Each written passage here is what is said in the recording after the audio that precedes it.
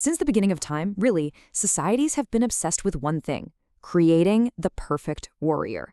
But what does that actually take? Well, today we're going to dive into some of the most brutal selection processes the world has ever seen. We'll pit the high-tech trials of today against the lifelong nightmares of the ancient world. So what does it take to become a living weapon? This is about so much more than just being physically strong. For most people, joining the military is a job, right? But for the elite, it's a complete transformation. It's a journey that, frankly, often starts with a trip straight to hell. And here's the thing that ties all of these methods together, whether we're talking about ancient Sparta or modern special forces. The goal is always the same: to strip away the individual until only the warrior remains. You have to break someone down completely before you can rebuild them as a perfect instrument of war. All right, so let's start with today. In the modern era, this whole selection thing has become a science. It's not just about being tough anymore. Oh no. It's about finding the absolute, razor's edge of human endurance, and then just systematically pushing people right over it. Okay, first up, let's take a look inside the selection process for one of the most secretive units out there, America's Delta Force.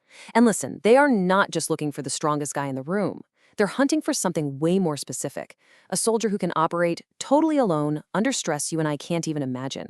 This isn't some test you can just, bench press your way through. It's a psychological sieve designed to catch anyone who might crack. And the pressure just keeps ramping up. It's relentless. Just try to imagine this. You've had barely any sleep for days, and now you have to do an 18-mile march in pitch black darkness.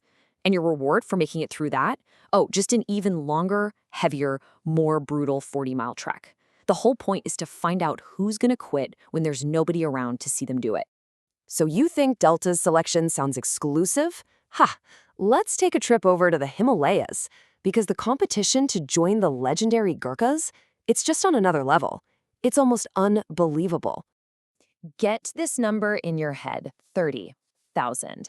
That's how many young men apply every single year just for a chance to prove they've got what it takes. I mean, the sheer scale of that competition is just staggering. And out of those 30,000 hopefuls, only 200 will actually make it. 200. That's an acceptance rate of less than 1%. It makes it one of the absolute toughest clubs to get into on the entire planet. Now, just to even be considered, you have to get through something called the Gurkha Gauntlet. And this isn't your average physical test. It's a brutal, all-out assessment of your power and your endurance, all at high altitude, where the air is so thin most of us would be struggling just to walk, let alone run. Okay, so that's the modern world. Now let's jump in our time machine and head way back. Because in the ancient world, becoming elite wasn't about passing a test. It was about surviving a childhood that was designed from day one to turn you into a weapon. And of course, the ultimate example of this has to be Sparta. For a Spartan boy, this thing called the Agoge, it wasn't a choice. It wasn't something you signed up for. It was your entire life, right from the moment you could basically walk. I mean, this process was totally all-encompassing. At just 7 years old, a boy was literally ripped away from his family. For the next 14 years, he was deliberately deprived of food, sleep, comfort, you name it, all to hammer absolute obedience into him. And surviving that didn't mean you were free. Oh no, it just meant you got to spend another 9 years living in a military barracks.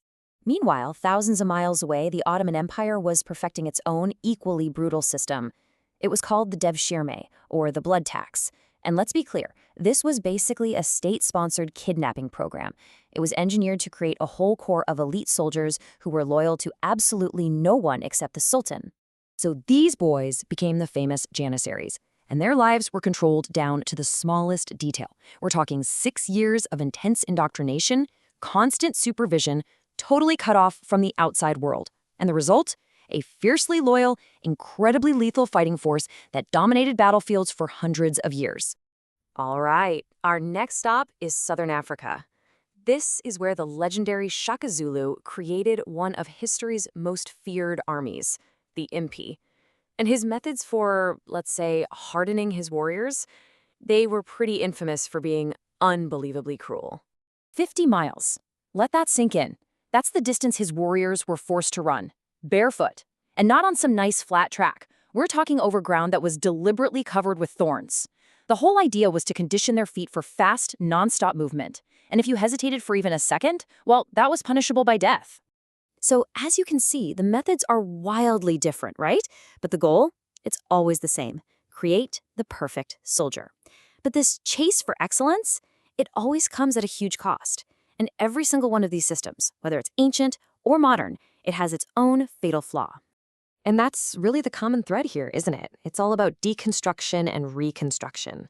A 40-mile march in the dark, a 50-mile run over thorns, they're both designed to do the exact same thing. They're trying to see who is left standing when literally everything else has been stripped away. The contrast here is just, it's stark. The modern way is this short, super intense filter. The ancient way was a long, grinding, lifelong process. But here's the kicker. Each one has a critical weakness. Today's elite units, they have a really tough time staying secret in a world of constant surveillance. And the Spartans, well, they created a warrior class that was so exclusive that their numbers just kept shrinking until they literally couldn't recover from one big defeat. When it comes down to it, it's all about a core belief. And, this Gurkha motto really just says it all. It perfectly captures the spirit you'd need to get through any of these trials, ancient or modern. It's a level of commitment where failure, well, it just isn't an option. And all of this leaves us with one final, really crucial question. History seems to show that the more brutal the selection process, the more deadly the fighting unit. But as we've seen, that chase for perfection can actually hold the seeds of its own destruction. So what I want to leave you with is this. What do we truly lose when we strip away the individual to create the ideal soldier?